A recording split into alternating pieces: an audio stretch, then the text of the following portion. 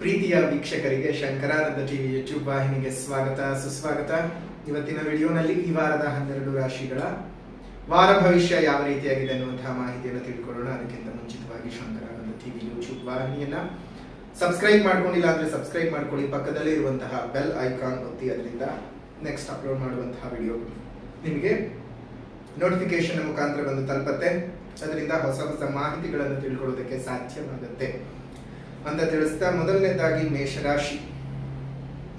ಮೇಷರಾಶಿಯಲ್ಲಿ ಹುಟ್ಟಿರ್ತಕ್ಕಂಥವ್ರಿಗೆ ಈ ವಾರ ಸ್ವಲ್ಪ ಅದೃಷ್ಟವನ್ನು ತಂದುಕೊಡುತ್ತೆ. ಎಲ್ಲಾ ಕೆಲಸ ಕಾರ್ಯಗಳು ತುಂಬಾ ಸುಲಲಿತವಾಗಿ ನಡ್ಕೊಂಡು ಹೋಗುತ್ತೆ. ಈವರೆಗೆ ಯಾವುದೇ ರೀತಿಯಾದಂತಹ ಆತಂಕಗಳನ್ನು ಕಳೆದ ಒಂದೆರಡು ವಾರಗಳಿಂದ ಅನುಭವಿಸ್ತಾ ಇದ್ರಲ್ಲ, ಅದರಿಂದ ಮುಕ್ತರಾಗ್ತೀರಿ. ಹಣಕಾಸಿನ ಅಭಿವೃದ್ಧಿ ಆಗುತ್ತೆ. ಒಂದಿಷ್ಟು ನೆಮ್ಮದಿ ಸಿಗುವಂತಹ ವಾರ ಈ ವಾರ ಮೇಷ ರಾಶಿಯವರಿಗೆ. ಇನ್ನು ಕೊನೆಯಲ್ಲಿ ಹೇಳೋ ಪರಿಹಾರದ ಕ್ರಮವನ್ನು ಸಹ ಅನುಸರಿಸಿ ಇನ್ನಷ್ಟು ಶುಭವಾದ ವಾತಾವರಣ ಉಂಟಾಗುತ್ತೆ. ಒಳ್ಳೆಯದಾಗಲಿ. ವೃಷಭ ರಾಶಿ. ವೃಷಭ ರಾಶಿಯಲ್ಲಿ ಹುಟ್ಟಿರ್ತಕ್ಕಂಥವರಿಗೆ ಈ ವಾರದಲ್ಲಿ ಭೂಮಿಯಿಂದ ಮತ್ತು ಭೂ ಸಂಬಂಧಿತ ವ್ಯವಹಾರಗಳಿಂದ ಲಾಭಗಳು ಜಾಸ್ತಿ ಆಗುತ್ತವೆ. ಹೊಸ ವಾಹನವನ್ನ ಖರೀದಿ ಮಾಡತಕ್ಕಂಥದ್ದು, ಮನೆಯಲ್ಲಿ ನೂತನ ಅತಿಥಿಗಳ ಆಗಮನವಾಗ್ತಕ್ಕಂಥದ್ದು, ಹೊಸದಾಗಿ ಏನಾದ್ರೂ ಶುರು ಮಾಡಬೇಕು, ನೂತನವಾದಂತಹ ವ್ಯಾಪಾರ ವ್ಯವಹಾರ, ಸಣ್ಣದೊಂದು ಆದಾಯದ ಮೂಲ ಏನಾದ್ರೂ ಇರಬೇಕು ಅಂತ ಹೇಳಿ ಯೋಚನೆ ಮಾಡ್ತಕ್ಕಂಥವ್ರಿಗೂ ಸಹ ಇದು ಒಳ್ಳೆಯ ಒಂದು ವಾತಾವರಣ ಇರುತ್ತೆ ಈ ಒಂದು ವಾರದಲ್ಲಿ. ಜೊತೆಗೆ ಈ ಐಷಾರಾಮಿ ವಸ್ತುಗಳ ಮಾರಾಟಗಾರರಿಗೆ, ಪೀಠೋಪಕರಣಗಳು, ಗೃಹ ಅಲಂಕಾರ ಮಾಡುವಂತಹ ವಸ್ತುಗಳನ್ನ ಮಾರಾಟ ಮಾಡುವಂತಹವರು ಸಹ ಶುಭವಾದ ವಾತಾವರಣ ಈ ವಾರದಲ್ಲಿ ಇದೆ. ಒಳ್ಳೆ ಬೆಳವಣಿಗೆ ವೃಷಭ ರಾಶಿಯವರಿಗೆ. ಇನ್ನು ಕೊನೆಯಲ್ಲಿ ಹೇಳೋ ಪರಿಹಾರದ ಕ್ರಮವನ್ನು ಅನುಸರಿಸಿ ಇನ್ನಷ್ಟು ಶುಭದ ವಾತಾವರಣವನ್ನು ಅನುಭವಿಸಬಹುದು. ಇನ್ನು ಮುಂದಿನ ರಾಶಿ ಮಿಥುನ ರಾಶಿ. ಮಿಥುನ ರಾಶಿಯಲ್ಲಿ ಹುಟ್ಟಿರ್ತಕ್ಕಂಥವ್ರಿಗೆ ಈ ವಾರ ಸ್ವಲ್ಪ ಮಟ್ಟಕ್ಕೆ ಸುಧಾರಿಸಿಕೊಳ್ತೀರಿ. ಒಳ್ಳೆಯ ಶುಭದ ಫಲಗಳನ್ನು ನೀವು ಪಡೆದುಕೊಳ್ಳುವ ಸಾಧ್ಯತೆಗಳಿದ್ದಾವೆ. ಅನೇಕ ರೀತಿಯಾಗಿರ್ತಕ್ಕಂತಹ ತೊಂದರೆ ತಾಪತ್ರಗಳಿಂದ ಏನೇನು ತುಂಬಾ ದಿವಸಗಳಿಂದ ಬಳಲ್ತಾ ಇದ್ರಿ, ಈ ವಾರ ಒಂದಿಷ್ಟು ಅಲ್ಪ ವಿರಾಮ, ಹಣಕಾಸುಗಳು ಬರ್ತಕ್ಕಂಥದ್ದು, ಅನೇಕ ಶುಭ ಯೋಗಗಳು ನಿಮಗೆ ಈ ವಾರದಲ್ಲಿರುವಂತದ್ದು. ರಾಜಕಾರಣಿಗಳಿಗೆ ಶುಭವಾದ ಯೋಗಗಳು ಈ ಒಂದು ವಾರದಲ್ಲಿ ಇದ್ದಾವೆ. ಅದೇ ರೀತಿಯಾಗಿ ಪ್ರಯಾಣದಿಂದ ಒಂದಿಷ್ಟು ಮನಸ್ಸಿಗೆ ನೆಮ್ಮದಿ ಸಿಗ್ತಕ್ಕಂತಹ ವಾರ ಅಂತಾನೆ ಹೇಳಬಹುದು ಮಿಥುನ ರಾಶಿಯವರಿಗೆ. ಇನ್ನಷ್ಟು ಫಲಗಳು, ಶುಭ ಫಲಗಳು ನಿಮಗೆ ಬೇಕು ಅಂದ್ರೆ ಕೊನೆಯಲ್ಲಿ ಹೇಳೋ ಪರಿಹಾರದ ಕ್ರಮವನ್ನ ಅನುಸರಿಸಿ ಇನ್ನಷ್ಟು ಶುಭವಾದ ವಾತಾವರಣ ನಿಮ್ದು ಉಂಟಾಗ್ತದೆ. ಇನ್ನು ಮುಂದಿನ ರಾಶಿ ಕರ್ಕಾಟಕ ರಾಶಿ. ಕರ್ಕಾಟಕ ರಾಶಿಯಲ್ಲಿ ಹುಟ್ಟಿರ್ತಕ್ಕಂಥವರಿಗೆ ಈ ಒಂದು ವಾರದಲ್ಲಿ ನಿರಾಯಾಸವಾಗಿ ಕೆಲಸಗಳು ಸಂಪೂರ್ಣವಾಗ್ತದೆ. ಹಣಕಾಸಿನ ಅಭಿವೃದ್ಧಿ ಉಂಟಾಗ್ತಕ್ಕಂಥದ್ದು, ಮನೆಯಲ್ಲಿ ಶುಭ ಕಾರ್ಯಗಳು, ಶುಭ ಬೆಳವಣಿಗೆಗಳು, ಅವಿವಾಹಿತರಿಗೆ ವಿವಾಹದ ಯೋಗಗಳು, ವಿದ್ಯಾರ್ಥಿಗಳಿಗೆ ವಿದ್ಯಾಭ್ಯಾಸದಲ್ಲಿ ಪ್ರಗತಿ, ಗೃಹಿಣಿಯರಿಗೆ ಆರೋಗ್ಯ ವೃದ್ಧಿ, ಇನ್ನೇನು ಬೇಕು ಎಲ್ಲ ಶುಭದ ವಾತಾವರಣವೂ ಸಹ ನಿಮಗೆ ಇದೆ. ಆದ್ರೂ ಜಾಗ್ರತೆಯಾಗಿ, ಗುರುಬಲ ಇದೆ ನಿಮಗೆ, ಶನಿಯು ಕಾಡ್ತಾನೆ. ಹಾಗಾಗಿಯೇ ಇದೇ ಒಂದು ಶನಿಯ ವಕ್ರೀಗತದ ಪ್ರಭಾವದಿಂದಾಗಿ ಮತ್ತು ಎಷ್ಟೋ ಜನಕ್ಕೆ ಶನಿ ಕಾಟಗಳು ಈಗಾಗಲೇ ನಡೀತಾ ಇದ್ದಾವೆ. ಅರ್ಥಾತ್ ಕರ್ಕಾಟಕ ರಾಶಿಯವರು ಇರಬಹುದು, ತುಲಾ ರಾಶಿಯವರು ಇರಬಹುದು, ವೃಶ್ಚಿಕ ರಾಶಿಯವರು, ಮಕರ ಕುಂಭ ಮೀನ ರಾಶಿಯವರಿಗೆ ಈಗಾಗಲೇ ಶನಿ ಪೀಡನ ಅವಧಿಯು ನಡೀತಾ ಇದೆ.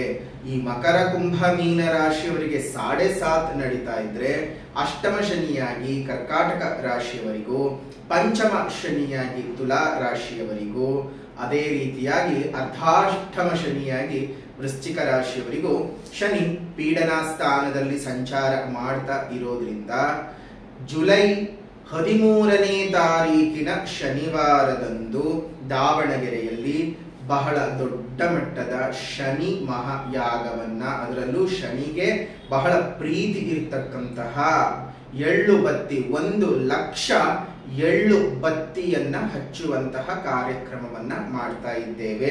ಅದು ಬಹಳ ವಿಶೇಷವಾಗಿ ಅಲ್ಲಿ ಈಶ್ವರ ದೇವರ ಪೂಜೆ, ಅದೇ ರೀತಿಯಾಗಿ ಶನಿಶಿಂಗಣಾಪುರದಿಂದ ಆಶೀರ್ವಾದವನ್ನ ಪಡೆದುಕೊಂಡು ತರುವಂತಹ ವಿಶೇಷವಾದಂತಹ ಶನಿಯ ವಿಗ್ರಹ, ತಿರುನಲ್ಲಾರ್ನಿಂದ ಪೂಜಿಸಿ ತರುವಂತಹ ಶನಿ ರಕ್ಷಾ ಕವಚದ ದಾರಗಳು, ಇದೆಲ್ಲವೂ ಸಹ ಅಲ್ಲಿ ಸಿಗುತ್ತೆ. ನೀವೇ ಸ್ವತಃ ಬಂದು ಅಲ್ಲಿ ನಿಮ್ಮ ಮನಸ್ಸಿನ ಪೂರ್ವಕವಾಗಿ ಒಂದು ಪರಮಾತ್ಮನಲ್ಲಿ ಪ್ರಾರ್ಥನೆಯನ್ನ ಮಾಡಿ ಅಲ್ಲಿ ಈಶ್ವರ ದೇವರಿಗೂ ಶನಿದೇವರಿಗೂ ಪೂಜೆಯನ್ನ ನೆರವೇರಿಸಿ ನಿಮ್ಮ ಮನೆಯಿಂದನೇ ನೀವು ಮಾಡಿಕೊಂಡು ಬರಬಹುದು. ಒಬ್ಬರಿಗೆ 21 ಎಳ್ಳು ಗಂಟುಗಳನ್ನ ಮಾಡಿಕೊಂಡು ಬರಬೇಕು. ಒಬ್ಬರಿಗೆ 21 ಅಂದ್ರೆ ನೀವು ನಿಮ್ಮ ಮನೇಲಿ ಎಷ್ಟು ಜನ ಇದ್ದಾರೆ ನೋಡ್ಕೊಂಡು ಆ 21 ಎಳ್ಳು ಗಂಟುಗಳನ್ನ ಸಣ್ಣ ಸಣ್ಣ ಎಳ್ಳು ಗಂಟುಗಳನ್ನ ಮಾಡಿ ತೆಗೆದುಕೊಂಡು ಬಂದು ಅಲ್ಲಿ ದೇವರ ಹತ್ರ ಇಟ್ಟು ಸಂಕಲ್ಪ ಪೂಜೆಯನ್ನ ಮಾಡಿಸಿ ಅದನ್ನ ಅಲ್ಲಿರುವಂತಹ ಕುಂಡಕ್ಕೆ ಹಾಕಬೇಕು. ಒಂದು ಒಳ್ಳೆಯ ಮುಹೂರ್ತದಲ್ಲಿ ಅದಕ್ಕೆ ನಾವು ಅಗ್ನಿಯನ್ನ ಕೊಡುವಂತಹ ಕೆಲಸವನ್ನ ಮಾಡ್ತೇವೆ. ಅಗ್ನಿ ಕೊಟ್ಟ ನಂತರದಲ್ಲಿ ಅದು ಯಾವ ರೀತಿಯಾಗಿ ಜ್ವಲಿಸಿ ಅದು ಭಸ್ಮವಾಗ್ತದೋ ಅದೇ ರೀತಿಯಾಗಿ ನಿಮ್ಮ ಜೀವನದಲ್ಲಿರುವಂತಹ ಶನಿಯ ಪೀಡೆಗಳು ಸಹ ಉರಿದು ಭಸ್ಮವಾಗ್ತದೆ ಅನ್ನೋದನ್ನು ಮರಿಬೇಡಿ. ಜೊತೆಗೆ ಅಲ್ಲೇ ನಾವು ಕೊಡುವಂತಹ ತಿರುನಲ್ಲಾರಿನಿಂದ ಪೂಜಿಸಿ ತರುವಂತಹ ಶನಿ ರಕ್ಷಾ ಕವಚದ ದಾರವನ್ನ ನೀವು ಕೈಗೆ ಕಟ್ಕೊಳ್ಳೋದ್ರಿಂದ ಶನಿ ಪೀಡನೆಗಳು ನಿಮಗೆ ಬರುವುದಿಲ್ಲ. ಶನಿ ಕಾಟದಿಂದ ನೀವು ದೂರ ಆಗ್ತೀರಿ. ನೋಡಿ, ಈಗಾಗಲೇ ಕರ್ಕಾಟಕ ರಾಶಿಯವರಿಗೆ, ತುಲಾ ರಾಶಿಯವರಿಗೆ, ವೃಶ್ಚಿಕ, ಮಕರ, ಕುಂಭ, ಮೀನ ರಾಶಿಯವರಿಗೆ ತುಂಬಾನೇ ಶನಿಯ ಪೀಡನ ಅವಧಿಗಳು ನಡೀತಾ ಇದ್ದಾವೆ. ಅಷ್ಟು ಮಾತ್ರವಲ್ಲ, ಬೇರೆ ರಾಶಿಯವರಿಗೂ ನಿಮ್ಗೇನಾದ್ರೂ ಶನಿ ದಶಾ ನಡೀತಾ ಇದೆ, ಶನಿ ಭುಕ್ತಿ ನಡೀತಾ ಇದೆ, ಶನಿಯಿಂದ ನಿಮ್ಮ ಜಾತಕದಲ್ಲಿ ತೊಂದರೆಯನ್ನು ಅನುಭವಿಸ್ತಾ ಇದ್ದೀರಿ ಅಂತಂದ್ರೆ ನೇರವಾಗಿ ಈ ಕಾರ್ಯಕ್ರಮಕ್ಕೆ ಬಂದು ಪಾಲ್ಗೊಳ್ಬೇಕು. ಅಲ್ಲಿ ನೀವು ಶನಿಗೆ ಪೂಜೆ ಮಾಡ್ಕೊಳ್ಬೇಕು. ಅಯ್ಯೋ ಗುರುಗಳೇ, ನಮ್ಗೆ ಗೊತ್ತಾಗಲ್ಲ ಎಳ್ಬತ್ತಿ ಮಾಡೋದು ಹೇಗೆ ಅಂತಂದ್ರೆ ನೀವೇನು ಯೋಚನೆ ಮಾಡೋದು ಬೇಡ. ನಿಮಗೆ ಗೊತ್ತಾಗದೇ ಇದ್ರೆ ಮೊದಲೇ ನೀವು ಹೇಳಿದ್ರೆ ನಿಮ್ಮ ಒಂದು ಸಂಖ್ಯೆಯ ಅನುಸಾರವಾಗಿ ನಾವೇ ಅಲ್ಲಿ ತಯಾರು ಮಾಡಿಕೊಡುವಂತಹ ಕೆಲಸವನ್ನು ಸಹ ನಾವು ಮಾಡ್ತೇವೆ. ಅದಕ್ಕೂ ಸಹ ನೀವು ಯೋಚನೆ ಮಾಡಬೇಕಾಗಿಲ್ಲ. ಬಹಳ ದೂರದ ಊರುಗಳಲ್ಲಿ ಇರ್ತೀರಿ, ಬೇರೆ ದೇಶಗಳಲ್ಲಿ ಇರ್ತೀರಿ, ವಿದೇಶಗಳಲ್ಲಿ ಇರ್ತೀರಿ. ಯಾಕಂದ್ರೆ ನಾವು ಲಲಿತಾ ಯಾಗ ಮಾಡಿದ ಸಂದರ್ಭದಲ್ಲೂ ಸಹ ಬಹಳ ವಿದೇಶದಲ್ಲಿ ಇದ್ದಂಥವರೇ ನಮಗೆ ಯೋಗರುಗಳೇ ನಾವು ಪೂಜೆ ಮಾಡಿಸ್ಬೇಕು, ಬರೋದಕ್ಕೆ ಸಾಧ್ಯ ಇಲ್ಲ, ಬೇರೆ ಬೇರೆ ಊರುಗಳಲ್ಲಿ ಇರ್ತೀವಿ, ಬರೋಕ್ ಸಾಧ್ಯವಿಲ್ಲ ಅಂತ ಹೇಳ್ತಾನೆ ಇರ್ತಿದ್ರು. ಹಾಗಾಗಿ ನೀವು ಯಾವುದೇ ಊರಿನಲ್ಲಿದ್ರು ಸಂಕಲ್ಪ ಸೇವೆ ಅನ್ನುವಂತಹ ಪೂಜೆಯನ್ನು ನೀವು ಮಾಡಿಸೋದ್ರಿಂದ ನಿಮ್ಮ ಹೆಸರಿನಲ್ಲಿ ಅಲ್ಲಿ ಪೂಜೆ ಆಗ್ತದೆ. ಜೊತೆಗೆ ನಿಮ್ಮ ಮನೆಗೆನೆ ಒಂದು ಸಂಕಲ್ಪ ಸೇವೆಯ ಪೂಜಾ ಪ್ರಸಾದವು ಅಂದ್ರೆ ಆ ಶನಿ ರಕ್ಷಾ ಕವಚ ಇರಬಹುದು, ಭಸ್ಮದ ಪ್ರಸಾದ ಇರಬಹುದು, ಅದೆಲ್ಲ ನಿಮ್ಮ ಮನೆಗೆ ಕೊರಿಯರ್ನ ಮುಖಾಂತರ ಬಂದು ತಲುಪತ್ತೆ. ಶನಿಯ ಪ್ರೀತ್ಯರ್ಥವಾದಂತಹ 21ರ ಸಂಖ್ಯೆ ನಿಮ್ಮೆಲ್ಲರ ಜೀವನದಲ್ಲೂ ಸುಖ ಸೌಖ್ಯವನ್ನ ತರಲಿ ಅಂತ ಹೇಳ್ತಾ ಈಗ ಮುಂದಿನ ರಾಶಿಗಳ ಕಡೆ ಗಮನ ಕೊಡೋಣ. ಇದರ ಬಗ್ಗೆ ಇನ್ನಷ್ಟು ಹೆಚ್ಚಿನ ಮಾಹಿತಿಗಳು ಬೇಕು ಅಂತ ಹೇಳಿದ್ರೆ ನೀವು ಇಲ್ಲೇ ಇರುವಂತಹ ಫೋನ್ ನಂಬರ್ಗೆ ವಾಟ್ಸ್ಆಪ್ ನಲ್ಲಿ ಮೆಸೇಜ್ ಮಾಡಿ. ದಾವಣಗೆರೆನಲ್ಲಿ ಎಲ್ಲಿ ನಡೆಯುತ್ತೆ, ಎಷ್ಟು ಗಂಟೆಗೆ, ಏನು ಅನ್ನುವಂತಹ ಎಲ್ಲಾ ಮಾಹಿತಿಯನ್ನ ನಿಮಗೆ ಕೊಡ್ತೇವೆ. ಅದನ್ನ ನೀವು ಇಟ್ಕೊಂಡು ನೀವು ನೇರವಾಗಿ ಬಂದು ಅಲ್ಲಿ ಪೂಜೆಗಳಲ್ಲಿ ಭಾಗವಹಿಸಬಹುದು. ಶನಿಯ ಕಾಟದಿಂದ ವಿಮುಕ್ತಿಯಾಗೋಕೆ ಶನಿವಾರದಂದು ನಡೆಸ್ತಾ ಇರತಕ್ಕಂತಹ ಈ ವಿಶೇಷ ಕಾರ್ಯಕ್ರಮ ಜುಲೈ 13ನೇ ತಾರೀಕು. ತಾವೆಲ್ಲರೂ ಸಹ ಬಂದು ಆ ಕಾರ್ಯಕ್ರಮದಲ್ಲಿ ಪಾಲ್ಗೊಂಡು ಈಶ್ವರ ದೇವರ ಮತ್ತು ಶನಿದೇವರ ಕೃಪೆಗೆ ಪಾತ್ರರಾಗಿ ನಿಮ್ಮೆಲ್ಲರ ಜೀವನದಲ್ಲೂ ಸಹ ಒಳಿತಾಗ್ಲಿ, ಮಂಗಳವಾಗಲಿ.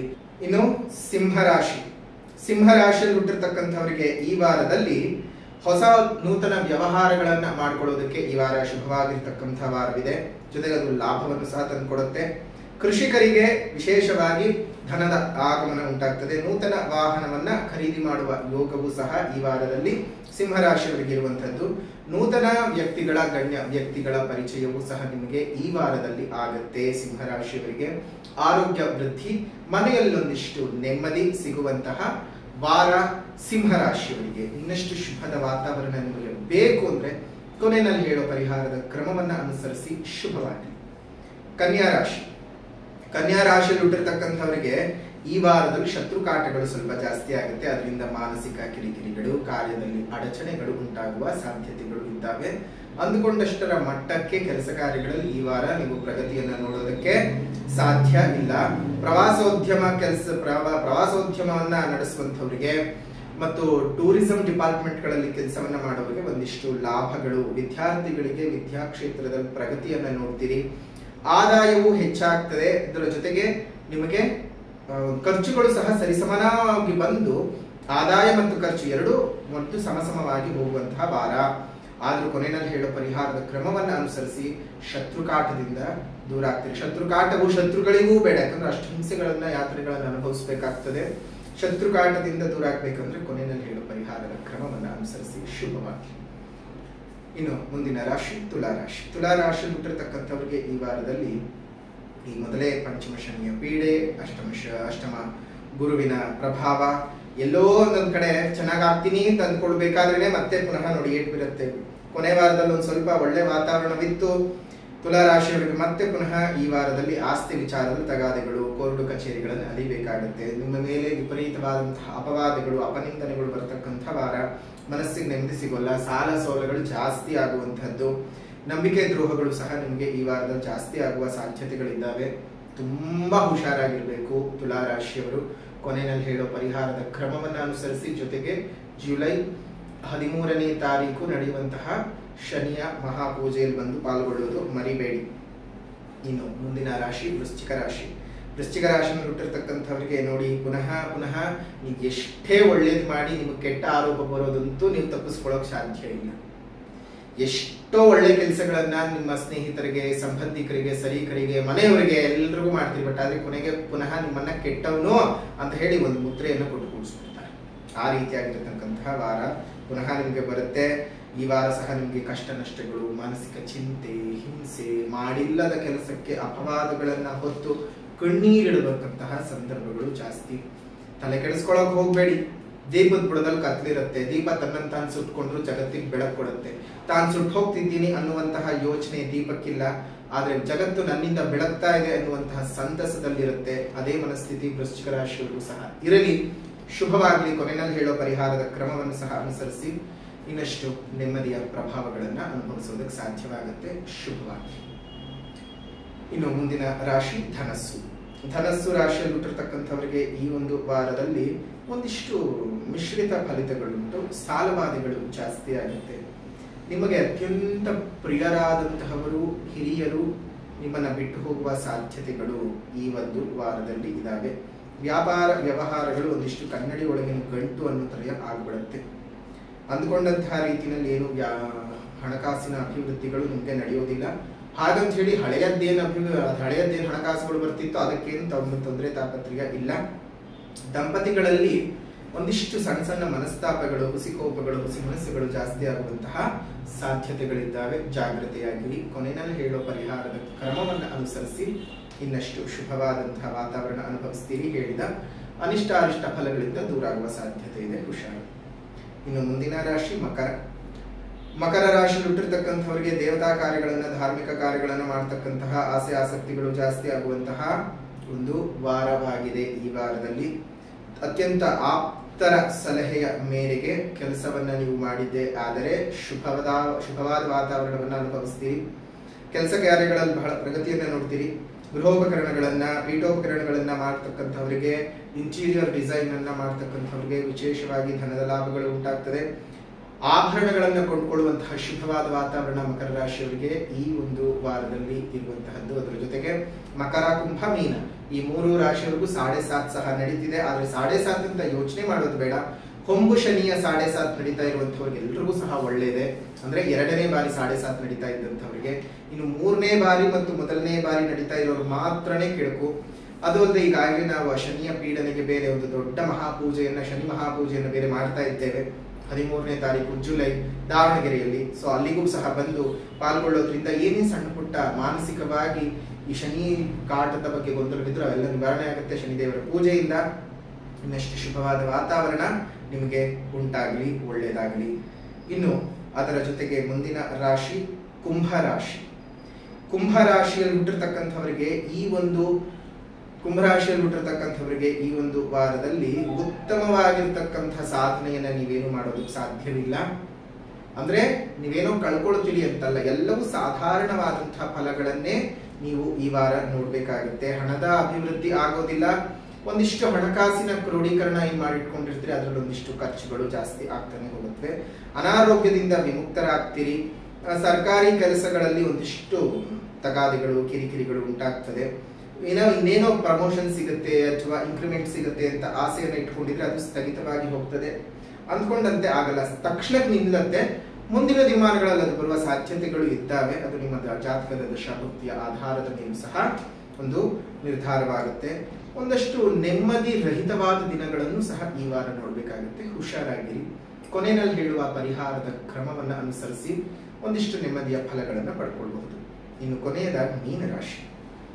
ಮೀನರಾಶಿಯಲ್ಲಿ ಹುಟ್ಟಿರ್ತಕ್ಕಂಥವರಿಗೆ ಈ ಒಂದು ವಾರದಲ್ಲಿ ನಿಮ್ಮ ಅತ್ಯಂತ ಆಪ್ತರಿಂದ ನಿಮ್ಮ ಹಣಕಾಸಿನ ಸಮಸ್ಯೆಗೆ ಒಂದಿಷ್ಟು ಕಡಿವಾಣ ಬೀಳ್ತದೆ. ಅವರ ಸಹಕಾರದಿಂದ ಒಂದಿಷ್ಟು ಕಡಿವಾಣ ಬೀಳ್ತದೆ.